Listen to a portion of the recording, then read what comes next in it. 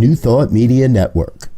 We are a global broadcast network of positive music, media, and entertainment, inspiring humanity's evolution along the journey of enlightenment and creating a world of love, peace, empowerment, and prosperity for all.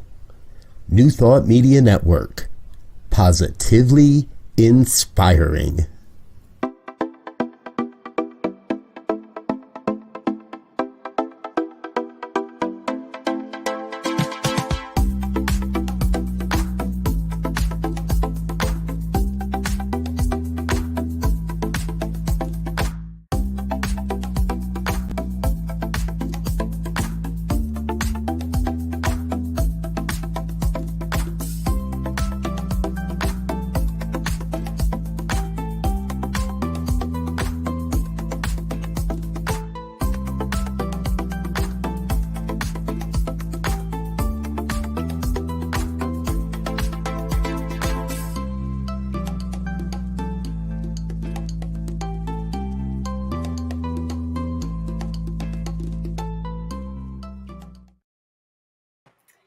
Welcome. It's wonderful to have you back again on Global Focus today. I am your host, Reverend Dr. Sharri Johnson, and this afternoon we have a wonderful treat for you.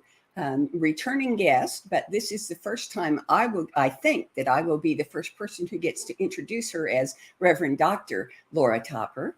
She is a remarkable person. She has a stunning vocal range. I mean, this lady can sing the winged birds out of the trees, but she is also the director, founder, organizer, creator of the Women of Power Ministry, which I just love the name, but I love the idea even more than I love the name. So please help me welcome Reverend Dr. Laura Topper to Global Focus today. Thank you so much for agreeing to be here. Oh, thank you for inviting me, Reverend Dr. Sharri. It's great to be here. It's great to be in your energy and on your program and your show and what you're doing. I'm excited to be here. Thank you. So I'm normally I start by asking people how they got to where they are. So of course that's what I'm going to ask you first. And you can start anywhere you want to, but just tell us how, what happened. How did you get to be doing this, what you're doing now, how you're doing it now? Yeah, I'm following my heart. If I had summed the whole thing up, it's following my heart step by step, allowing Spirit, God, this divine intelligence, wisdom to me allowing myself to hear and to listen and to be willing to listen and surrender. And to say yes where I feel called and where it feels good. And it feels, when I have that calling and excitement in my heart, I keep saying yes. I mean, sometimes I'm not excited and I still keep saying yes. But ultimately, though, it's how I think that's how I've always been. I can remember, and I think more and more so now, because for a while I'd be scared to listen. I'd be scared to really, oh, really? You mean this? Is this really it for me? Okay. Am I really here to kind of learn more about this one amazing topic of spirituality and consciousness and metaphysics? And I've always been intrigued with it, even in my teens. So more and more saying yes and being brave enough within myself to say, yeah, it's okay to follow my heart and to do what makes what I feel good doing, I'll be doing it. And this is where I am right now. So I understand about saying yes and then wondering what it was you said yes to, but yes. I'm curious to know how it came about, how Women of Power came about, and just how does it work? What do you do? Where do you do it? And what's your audience? That's like 6 questions you can answer. That is, I'll answer them all in one. I think a lot was birthed during COVID, wasn't it? During those few years. And for me, I was going through experiencing an interesting experience with my home life situation, my relationship with my daughter, and all sorts of things that really led to a point of me being not living as I really want to live, you know, and living in a homeless shelter. And one day, in the midst of all of this turmoil and trauma, which was in the midst of me feeling really, really not good, and yet really applying the spiritual practices and the teachings, because I was midway through ministerial education, and I had a call with a mentor, and she said to me, Laura, there's a woman right now on her knees praying for you to come and help her. And I burst out crying because I couldn't believe that she would be saying that about me, in knowing the experience that I was going through. And then after that call, I picked myself up, and I realized that, yes, I have got something really, really powerful to share. And this experience is a part of that. This experience is a part of my like growing edge, where I can share for women how you know, we're not identified. We don't have to identify ourselves by the experience or define ourselves by the experience that we're going through. And I've always worked with women, Dr. Sharri, always grown up in fashion retail, always, you know, serving women and then realizing that actually I love working with women, hearing their stories. And then I became a life coach, and I became a health coach. So it's that part has always been in my, it's like it's been there in my timeline for years. So it just felt natural. Women of power felt natural. You are living proof of one of my favorite mantras during ministerial school, and that is that for ministers, for everyone, but especially for ministers, life is on the job training. Yeah. Yes. That's so true. That's it. And I heard it said, a minister said to me, in practitioner education, you get to look at your beliefs and reevaluate some things. In ministerial education, you get to you know, your life will fall apart, and you get to re-look at it and or break, you know, maybe not fall apart, but you'll have an opportunity to really look at the structure and the ideology of your life. And that's what happened for me. So yeah, and Women of Power, it was born from that, and it started with me just saying, okay, I'm here to serve. How's it going to show up? And I just allowed the showing up of it to show up. Now, I love this story of how you got the name, so you have to tell that story. Oh my gosh. So me and my beloved Jason were performing at the UK Science of Mind conference in 2017. And the guest speaker was Reverend Edwin Gaines. And it was a great conference. It was really, it was very well attended. And I was so nervous, because it was like, that was, I think, one of the first times I'd sung in that kind of environment. So it felt really, really special. And she was there, and she came up onto the stage, and Jason helped her up on the stage. She's not big. No, she's not, but she was petite. She's petite. She was quite frail, because I think she was, I don't know, nearing to her 90s. So she was, you know, needed a bit of help up on the stage. She got up onto the stage, and then she stood there and she said, I am Reverend Edwin Gaines, and I am a woman of power. I am a woman. It's like, you could hear a pin drop. And yes, she is, of course, a woman of power, the iconic, the original woman of power. And so we made a song. That's what happened. We created a song called Woman of Power. And during COVID, I was bored. And I just thought, I want to be with people physically. You know, I just didn't like this. So I thought, right, okay, I'm going to invite those that I knew as my friends at the time to do a dance and send their dance in. And we'll kind of put that dance, make a video with the Women of Power song. And that's what we did. And that's how Women of Power started. Oh, and now Really. is that video on the internet? Can I put up a banner that That has the link to video that? is on the internet. It's on YouTube, on my YouTube channel. Okay, so Um, if we just go to YouTube and ask for if you just put in Laura Topper Women of Power, you probably will get the song. And it was a great experience doing that, because it allowed, it just, during that time when we were all so really isolated, you know, with the fear of touching and connecting and being close, to create that just felt so amazing, that to give people this opportunity to dance and have a bit of fun to a song that really means, you know, nothing's going to stop us. COVID isn't going to stop us from living our dreams. Oh, I love that. I just love that.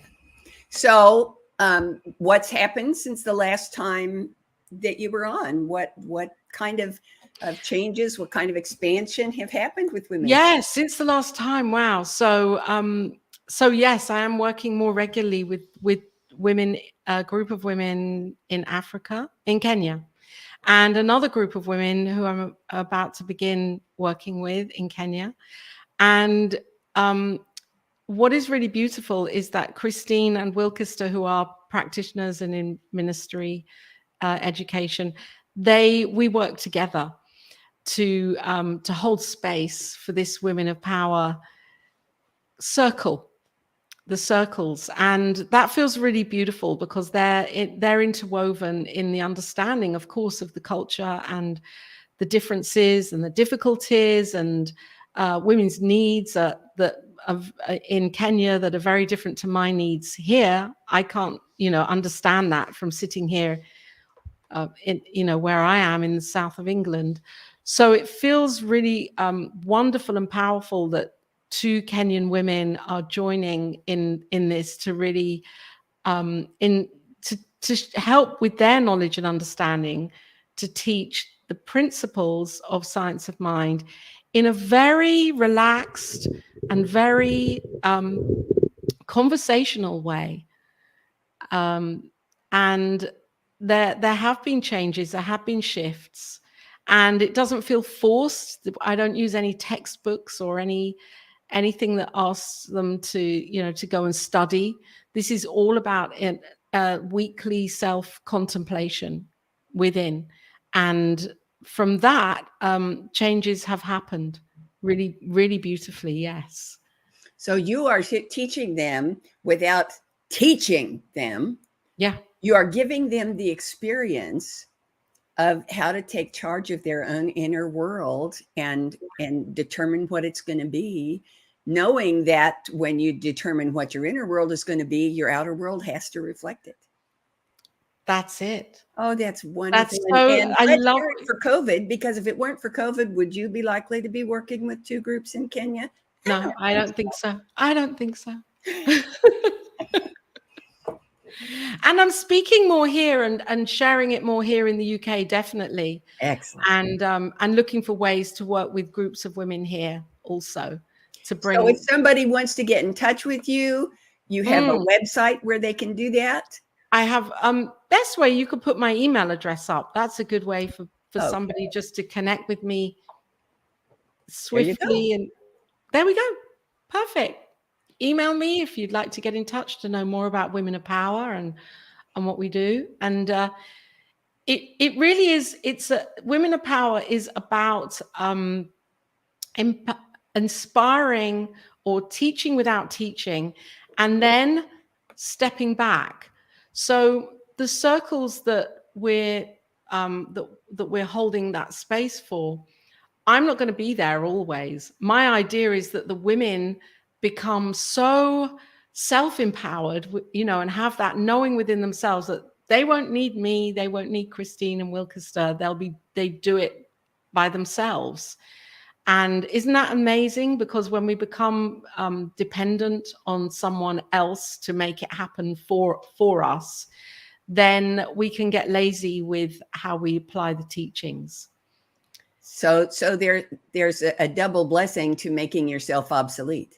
Yes. If the goal that you have is to make yourself obsolete in their It is. experience, then you have completely empowered them and you're available for other people because you haven't become a necessary component of these 6 people you've already working with. Exactly. So I think that's brilliant.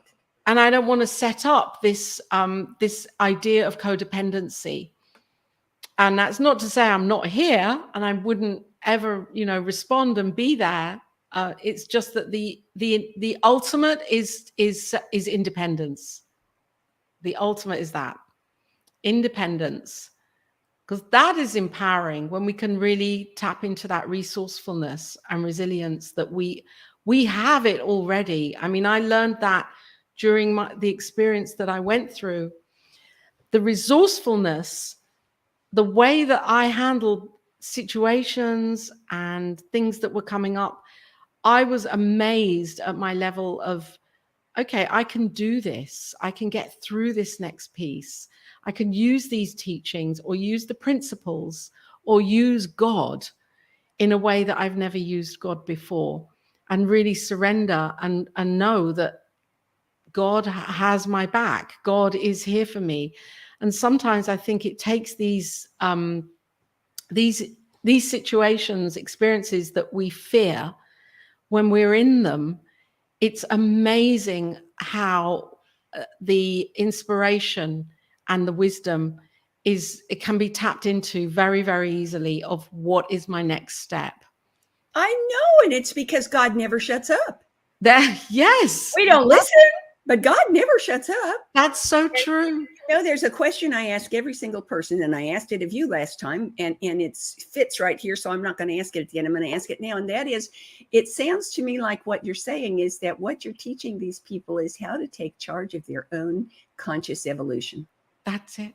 How to choose the path and know that what they're doing is not ever going to be finished. Exactly. And that there are never any mistakes, because we're learning everything with every choice, every decision. So one of the 3 smartest things my father ever said to me, and that was all he said to me that were smart, 3 things, but one of them was, the only mistake that's stupid is the one you repeat, because that means you didn't learn anything the first time. Right. If you learned something the first time, it wasn't a mistake, it was a learning experience. Yeah. And that's, that sounds really glib. I know it does, but that is such a powerful concept for people who think that the world controls them. And it's different, because I think I really resonate with what you're saying, and it's true. And for me, the learning in this is, wow, these women walk 3 hours a day for water every single day. Priorities are different, lifestyle is different, needs are different. Things that I would take for granted here, I turn the tap on, the water comes out. And it's clean. And it's clean, exactly. So it's a whole acceptance of, or understanding from my part of, I don't know anything about your life. I don't know anything about how these teachings can really work in your life, because who am I to say, suddenly you'll have water, which I know in the mind of God, everything and anything is possible. And yet I think when we live one way for many, many years, and our ancestors and generations before have lived that way with that experience for many, many centuries, maybe, to suddenly have a whole new idea of how it can be might be a not as easy a mental equivalent to live into. Yeah, it's kind of hard to wrap your head around the fact that truth is truth no matter what. Yeah. It is, when you're in circumstances that are very, that don't look as if they're that. And yet I know it's all that happening in every moment. And this is an opportunity to see and not allow the circumstance to define who we are right here in the moment. There are a million different possibilities in each and every moment with each and every choice and decision that we're making. And when if I contemplate that, that's quite amazing, isn't it? It's like It is. My background before ministry was in computing, and there's something called a Turing machine, and it doesn't exist yet. But Alan Turing came up with the concept back in the World War II and used it to break the Enigma system that the Nazis were using. But the idea is that a Turing machine is without limits. It learns as it goes, and every decision creates a new path. Oh, well, this Creates is a new possibility.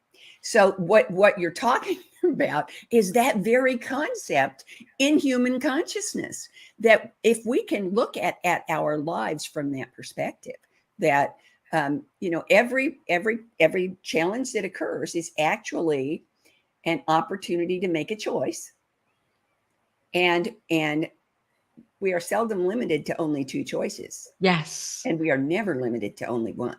never. And so whatever choice we make is going to create a new path. And something the Turing machine can't do is back up and choose again. Wow, this machine sounds amazing. So, but we have that power. Oh, of course we do, but it's amazing that we can say, you know what, I don't like where this decision took me. I'm going back and choose differently. And boom, there is another path. And it's so powerful because even decisions, for example, how we run our day, how we live our moment by moment, and those seemingly small choices that we make in the day. Oh, am I going to stop for 5 minutes and turn off the computer and have a cup of tea? Am I going to go for a walk? Am I going to, there's so many choices that we make and habits that we get into where we keep repeating the same old, even subconsciously, not even realizing that they're not the habits that are bringing us maybe our fullest of joy or fullness in our lives, that we can make these changes, and they may seem small in the moment, and yet they have a massive impact, maybe a week or 2 weeks or a year or 5 years in down the line. And the important thing to realize about that, or one of the important things to realize about that, is that the massive changes are not limited to the person who made the choice. No. There's only one mind. There's only one life. We are all part of it. And every time one of us chooses again, every time one of us creates a new path, it changes the entire consciousness, the entire experience of the entire planet. Yes, because choosing a new choice means maybe making a call that we wouldn't have made, speaking to someone that we wouldn't have spoken to because of another choice, and then we're actually the ripple is affecting that person as well. So this is how interconnected we are. And the thing that I love is that in the textbook, in the Science of Mind textbook, it says, Ernest Holmes writes, if somebody would be in America or wherever in the world, treating for somebody in a country in Africa, it would have an effect for that person in that country.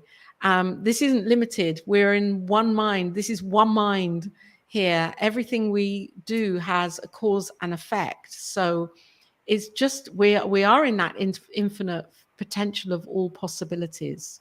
So again, what I'm hearing you say is that you are not creating women of power. No. You are not teaching people how to become women of power. You are awakening them to the fact that they already are. They all power. Every single one of us is, well, all of us who are women are women of power.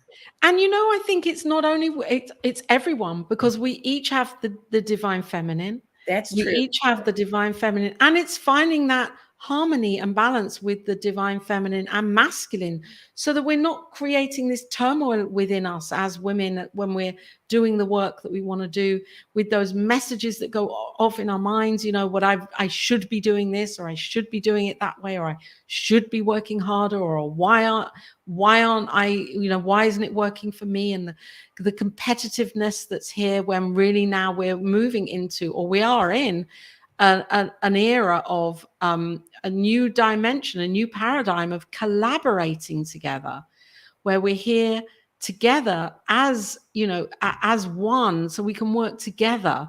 There is no competition at all.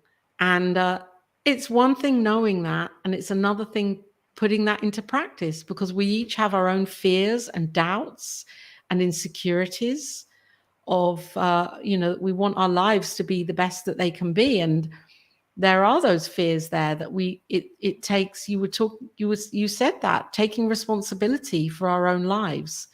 Yep. And the thoughts that we have and how we live and the choices that we make. It's a practice. Practice. It is. And practices are called practices because we practice them. Yes. They are not finished. They are ongoing experiences. Yes, I love that. So next question. And I think that we just set it up, but I'm not sure. And that, of course, is, how does what you do with women of power, how does that impact world peace? Oh, because we are world peace. We're our own world peace right here and now. If we can, I was sitting on a bench outside here yesterday, and the sun was shining, and there's a little kind of rose garden there, and I was just sitting there feeling so at peace in that moment. That's at one moment, feeling this feeling of peace. Whatever's going on in my bank account or not, whatever's going on with life or not, I was feeling this amazing, like overtaken by this amazing feeling and knowing of this peace that is within me, as me, the divine. So if I'm in turmoil, I am not participating in world peace. And I remember on the Wisdom of the Mystics show, it was at Christmas time, when Aaron Gandhi came on, and he talked about his grandfather, Mahatma Gandhi, and he said he'd created his peace program. And that even meant, are we at peace with not only the conversations that we're having with others, the conversations we're having with ourselves? Are we at peace with the way that we treat animals, that we treat nature, that we see this life? Are we at peace with the choices that we make, with our finances, with our the food that we eat? All of these areas that ripple, they're the ripple. If we're not in that place, that frequency, for extended periods of time of peace, then our lives are not going to be harmonious. And if our lives aren't harmonious, we're not going to be making harmonious choices. And so if everyone on the planet is doing that, that's one way that that world peace may not express itself as fully as it can. If people are becoming more conscious, when we become more conscious about our idea of peace and being in peace as peace and being the emissaries of peace, then we're affecting ourselves, everyone we know, everyone we don't know. That's becoming the intention for our lives. So I have to thank you. I always say, when I talk to people about this show, I've never had an episode when I didn't learn something. But have you ever heard somebody, I know you have because it's the name of your ministry, have you ever heard anybody say something and it went in your chest and you went, wow, that was spoken for me? Always. I wrote down something you said just now, and I have double-decker God bumps. Oh, you said something I have never heard anybody say before. Really? And it changes the concept 360 degrees. You didn't say creating world peace. You didn't say supporting world peace. You didn't even say enhancing world peace. You said participating in world peace. My God, I mean, seriously, double-decker Really? goosebumps. The concept that, and I've said this for years, peace is already here. We just have to It's already, we just it's have to reveal it. But how yes, do we reveal it? We reveal it by participating in by it. participating. Oh, And we have a choice. We have a choice then, don't we, Dr. Sharri? We have a choice. If, if I want to feel angry, it's like sometimes something can, I can feel upset. I mean, it doesn't have to go, off the scale of anger. It could just be, oh, okay, that I'm not happy with that. you know, and it's my work to look at myself, and I'm aware of that as a human being, that I need to have the full spectrum of experience. Otherwise, I would be a machine, the machine that you're talking about, a robot. We'd all be robots, just responding, without any depth or breadth of expression. So that's where we get to look at ourselves, to do the work, and to question, well, is this really me being peace? Because if I'm being peace, then my experience will be peace. And then that means that when I see things in the newspaper or on the news, where I really feel, oh my gosh, this is horrific. This just must not be happening. And I can then know peace for this experience. Even though it's happening, I can know that there is still peace here. And that peace will, God will make the crooked way straight. But I have to be a part of that. I have to be a willing participant in that. Otherwise, it won't happen. So we need to start a bumper sticker campaign. And all the bumper sticker says is participate in world peace. Participate. Not pray for world peace, not affirm world peace, participate in world peace. I know that's a long bumper sticker, but I don't care. It's a good one. That's marvelous. Oh, that's so fun. You can't see me because I'm trying to look professional, but inside I'm just stepping up and down. Going, oh boy, oh boy, oh boy, oh boy. So, you could do that and you'd still be professional. And isn't that amazing that this is Independence Day today? Oh my gosh, I didn't even think of that. But you're right. That's my new 4th of July banner. That is definitely, and it's my Juneteenth banner, and it's my 365 days a year banner. That is so massively wonderful. It really is. So now I'm going to ask you my next question that I ask everybody, and that is 10 years from now, if everything goes exactly the way you want it to go, every single tiny little detail falls into place exactly the way you want it to fall into place. Oh, thank you, Sharon. Yay, she put it on the banner. Thank you, Sharon. What will women of power look like 10 years from now? Because everything went exactly the way you wanted it to go. Oh, my word. Well, you know what? If 10 years from now, women of power looking the way I feel, the vision that I feel in my heart, there will be kind of self-elected or circles of women of power circles around the world, where teachers like yourself and others will be popping in for a talk and a share, and the groups will be happening, and the women will be supporting each other around the world. So the circles will be knowing of each other, where they are and who they are around the world. It'll be a beautiful kind of web of women helping each other for upliftment in prosperity, with creating their own businesses, with being self-sufficient, with having finding and knowing the way for peace in their own lives and in their relationships and communication with their children and partners and loved ones and friends and families, because communication is a big piece of this also, compassionate communication. And so that's what it will look like, and women supporting each other, and databases where women can tap into those databases to discover each other and use each other for their skills and talents, whether that be spiritual skills and talents, and sharing their own ideas about spirituality and consciousness and practices, or practical skills and talents, because we're each good. We each have our gifts and our the things that we're good at that we can share. So why not share it with each other, those skills and those talents? Oh, That's what it would look like in 10 years. That's marvelous to me. Okay, so here's the next question I ask everybody. Is there anything that you would like for us to know about, that you would like for us to learn about, that you would like to tell us that I haven't asked you?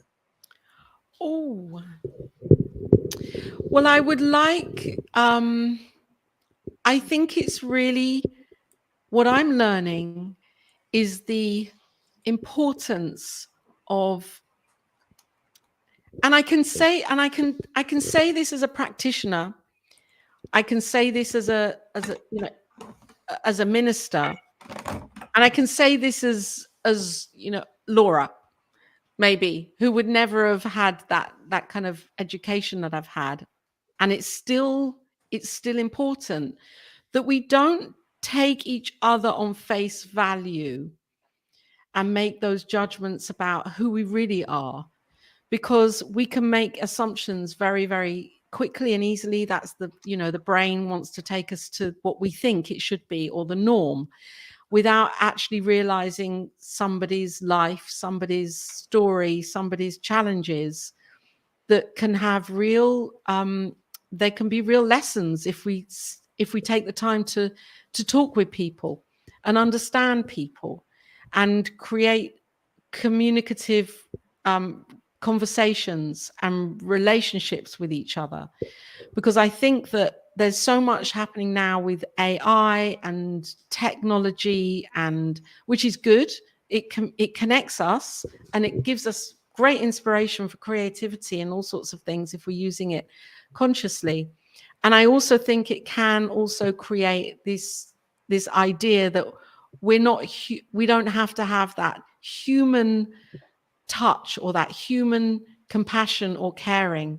So I would say, just be more interested in people, your neighbors. And that may sound really kind of like a bit corny, but it's not. It's really important to be interested in people and learn from them and hear their stories, because I think people's stories are great teachings for our lives. Oh gosh, that's great. Okay, here's my last question I ask everybody. Will you come back? Oh, I'd love to come back. Well, my next opening is April 23rd of next year. Will you be here? I will, if you'll come back on the Women of, not if, and I'm loving. And I will be thrilled to come back on the show. Absolutely. Fantastic. Absolutely. I love doing that. Yay. All righty. So, folks, next week we have a minister who tickles me, and she tickles me because, like me, she does stand-up comedy. She's a Reverend Dr. Tiffany Milne from the Global Truth Center, but she's not the pulpit minister. She's a focused minister in that ministry, and she's got all kinds of cool things to talk about. So don't miss it. I guarantee you'll learn something you didn't already know. Have a great week. Bye-bye. Oh, and have a nice Amazing, amazing, you will do amazing things. Amazing, amazing, you will do amazing things. On behalf of everyone at New Thought Media Network, thank you for being a member of our virtual family. Your financial contributions help share the New Thought message with people from around the world. Please visit and contribute at www.ntmedia.org/donate. New Thought Media Network, come be you. And please like, share, and subscribe. Until next time, peace and blessings.